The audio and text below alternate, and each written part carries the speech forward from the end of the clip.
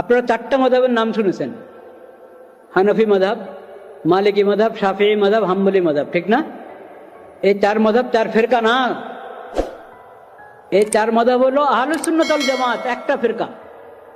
আহলুস সুন্নাত ওয়াল জামাত আসলে ফিরকা বলা যায় না, আহলুস সুন্নাত ওয়াল জামাত হলো মূলধারা, যেটা সাহাবায়ে কেরাম থেকে চলে আসছে। ওই মূলধারাটা হলো আহলুস সুন্নাত ওয়াল জামাত। ওই আহলুস সুন্নাত ওয়াল জামার মধ্যে হলো চারটা মাযহাব। প্রত্যেক মাযহাবের অনুসারীরাই আহলুস সুন্নাত ওয়াল জামাতের লোক। সবাই হকের উপর আছে, সবাই হেদায়েতের উপর আছে, সবাই রাস্তায় আছে যে রাস্তায় নবী করিম সাল্লাল্লাহু আলাইহি ওয়াসাল্লাম সাহাবায়ে কেরামকে রেখে গেছেন। তাহলে চারটা মাযহাব কেন সেটা বুঝতে হবে, বোঝার চেষ্টা করতে হবে। সেটার জন্য একদম একটা সেমিনার করেন। চারো মাযহাব আহলে সুন্নাত ওয়াল জামাতের অন্তর্ভুক্ত। আর ফিরকা আহলে সুন্নাত ওয়াল জামাতের বাইরে, আহলে সুন্নাতের রাস্তা থেকে যারা বিচ্ছিন্ন হয়ে গেছে, আলাদা হয়ে গেছে, সেগুলো হলো ফিরকা। খারিজি ফিরকা, মুতাজিলি ফিরকা, শিয়া ফিরকা,